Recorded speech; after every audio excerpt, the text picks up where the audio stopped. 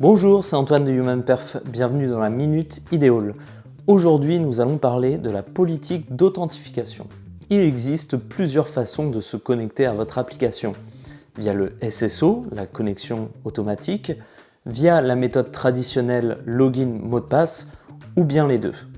Dans cette vidéo, nous allons voir ces différentes méthodes plus en détail et les bonnes pratiques pour renforcer la sécurité sur votre plateforme. C'est parti!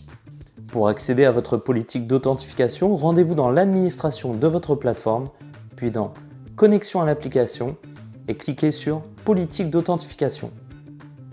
Vous y retrouverez deux grandes méthodes. L'authentification unique fédérée, SSO, pour Single Sign-On. Elle permet à vos utilisateurs de se connecter avec leur compte entreprise habituel sans avoir à saisir d'identifiant ni de mot de passe supplémentaire. Fini les oublis, l'application délègue l'authentification à votre fournisseur d'identité via un protocole standard. Cette solution offre une expérience utilisateur simplifiée, une gestion centralisée des accès et un niveau de sécurité renforcé. Si vous souhaitez la mettre en place, n'hésitez pas à nous contacter. Vous pouvez également activer l'option de connexion automatique au démarrage pour éviter l'affichage de la page de connexion.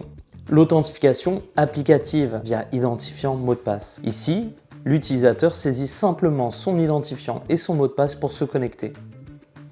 Si vous utilisez cette méthode, plusieurs options sont disponibles pour sécuriser les accès.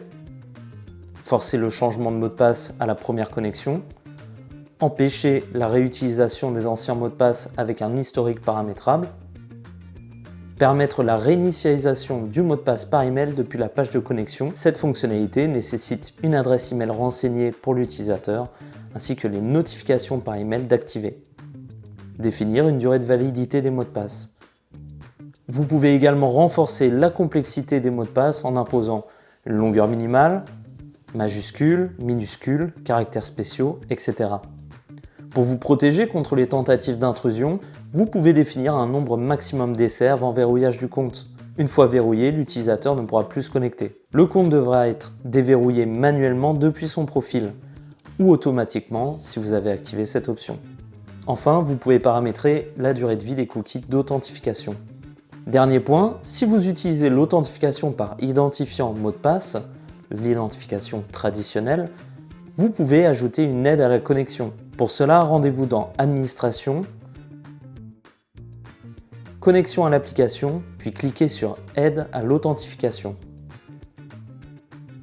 Cette section vous permet de préciser le format attendu pour l'identifiant, ainsi qu'un message d'aide accessible depuis le lien Besoin d'aide sur la page de connexion.